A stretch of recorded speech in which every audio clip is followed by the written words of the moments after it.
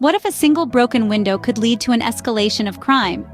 Welcome to our exploration of the broken windows theory, a concept that has stirred the pot of criminology since its introduction in the 1980s. This intriguing theory suggests that visible signs of disorder, like a lone shattered pane, can spiral into an increase in crime and antisocial behavior. It might sound strange, but that's what the broken windows theory suggests. Intrigued? Let's delve deeper into this fascinating concept. In the 1980s, social scientists James Q. Wilson and George L. Kelling introduced a concept that changed how we view disorder and crime. This idea, known as the broken windows theory, proposed a unique perspective on how visual disorder within a community can contribute to an uptick in criminal activity. The broken windows theory is fundamentally about the power of perception. Imagine walking down a street in your town or city. You come across a building with a few broken windows. Now, these windows aren't repaired, and over time, the building starts to show signs of neglect. This scenario, according to Wilson and Kelling, creates an atmosphere of disorder, signaling that no one cares or is in charge. The theory suggests that this perceived negligence can embolden individuals to commit more acts of disorder, such as littering or graffiti. Over time, these minor offenses can escalate, leading to more serious crimes like theft or even violence. The assumption is that if a place looks uncared for, it becomes a magnet for criminal activity. It's a domino effect, starting with something as simple as a broken window. This window, if left unattended, can lead to more broken windows, more neglect, and eventually, a general sense of lawlessness. It's not just about the physical deterioration of a place, but the psychological impact it has on its residents. The theory emphasizes prevention. It's not just about dealing with major crimes, but also focusing on the small signs of disorder that can act as catalysts for more severe problems. By promptly addressing these broken windows, we can maintain order and potentially deter more serious crimes. However, it's not about blaming the environment for crime, but understanding how an environment can subtly influence behavior. It's about the intricate interplay between people, their behavior, and their surroundings. So, a broken window, an unattended building, a graffiti-covered wall, all these can trigger a domino effect of crime and antisocial behavior. This is the essence of the broken windows theory, a theory that continues to shape our understanding of crime, community, and the power of perception. Like any theory, the broken windows theory has its critics. And indeed, these critics raise valid points that are worth considering in our exploration of the theory's implications. The most common criticism is that the broken windows theory oversimplifies the intricate social and economic factors that contribute to crime. Critics argue that it's not just the physical environment that influences criminal behavior, but a complex interplay of factors such as poverty, education, and social inequality. They posit that focusing too heavily on visible signs of disorder may distract us from addressing these underlying issues. Another controversy surrounding the broken windows theory is its potential to lead to discriminatory policing practices. The theory's focus on minor offenses, such as vandalism or fare evasion, can result in law enforcement disproportionately targeting disadvantaged communities. Critics argue that this can exacerbate social inequalities and further marginalize vulnerable populations. Furthermore, some argue that the emphasis on maintaining order can lead to the over-policing of certain neighborhoods, creating a climate of fear and resentment. This, they say, can strain community-police relations and hinder effective law enforcement. Yet, amidst these criticisms, proponents of the broken windows theory stand firm. They argue that while the theory may not be a silver bullet for crime prevention, it plays a significant role in shaping community environments. They believe that by addressing visible signs of disorder, we can create a sense of community ownership and pride, which in turn discourages criminal behavior. Proponents also argue that the theory doesn't advocate for punitive measures alone.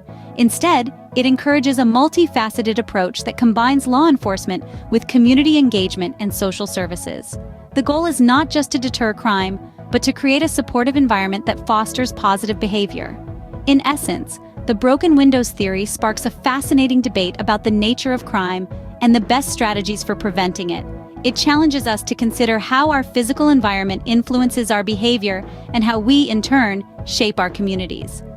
Despite these criticisms, proponents believe in the power of addressing disorder to create positive community change. As we move forward, it's crucial to keep this discussion alive, to continually refine our understanding and application of the theory, and to balance the pursuit of order with the fight for social justice. The broken windows theory, interestingly, isn't confined to the realm of criminology. It has also found a place in the field of urban planning and management, shedding light on how the physical environment can influence social behavior. So, how does this theory apply to cities and neighborhoods? Think about a city block dotted with dilapidated buildings, graffiti, and, yes, broken windows. According to the theory, such visible signs of neglect and disorder can create an environment that fosters further criminal activity. It's a snowball effect, really. The more disorderly a place appears, the more likely it is to attract antisocial behavior. Urban planners and city managers have used this theory as a guiding principle. They aim to create and maintain environments that discourage crime and antisocial behavior. How?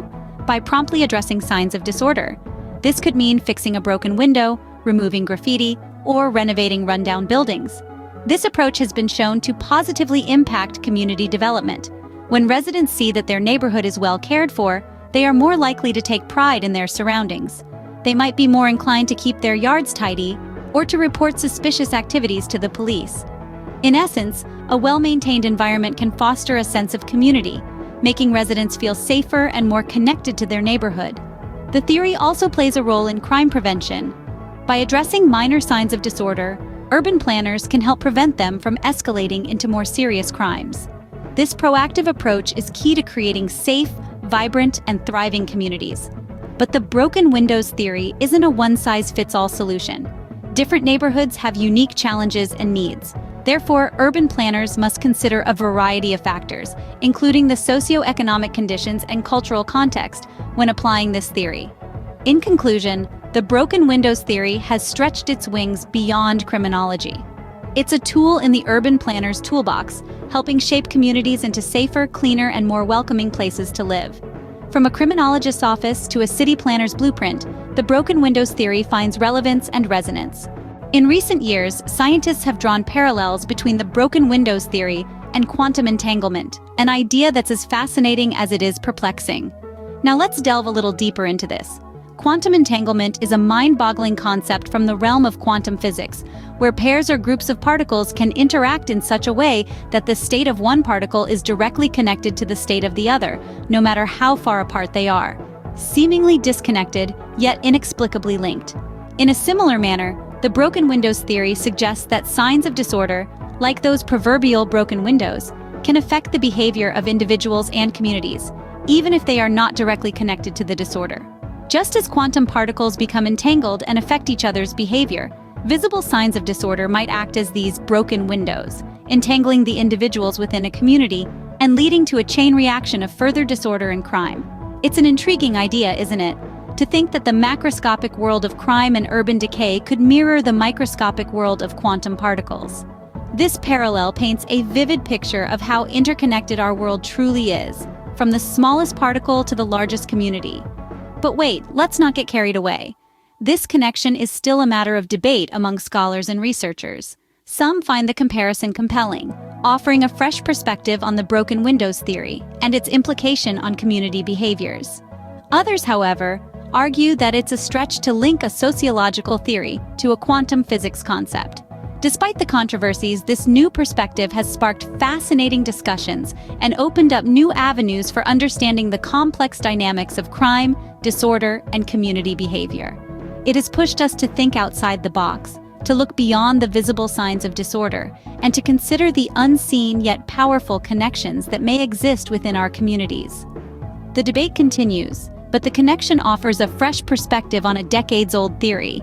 So, whether you're a criminologist, an urban planner, a quantum physicist, or just an intrigued listener, it's clear that the broken windows theory continues to be a compelling lens through which we can explore and understand our complex world. Controversial, yet compelling, the broken windows theory continues to shape our understanding of crime and disorder. Its roots firmly planted in the soil of social sciences, it has grown to influence not only criminology, but also urban planning, and perhaps even the enigmatic world of quantum physics. As we've journeyed together through this exploration, we have unveiled the theory's core premise, that visible signs of disorder can breed further disorder. The idea that a simple broken window left unaddressed could ripple outwards into increased crime and antisocial behavior paints a vivid picture of how our environments shape us. But as with any theory, it's not without its critics. It's been argued that the broken windows theory oversimplifies the complex array of social and economic factors that contribute to crime. And yet, in the face of criticism, the theory's proponents maintain that addressing visible signs of disorder can positively impact communities, warding off more serious crimes. In the realm of urban planning, the theory has found a home, shaping our cities and neighborhoods. And then there's the fascinating concept of quantum entanglement, a potential parallel that suggests the theory could be seen as a macroscopic manifestation of this microscopic phenomenon. As we look through the lens of the broken windows theory, we see not just a broken window, but a window into the complex dynamics of our society.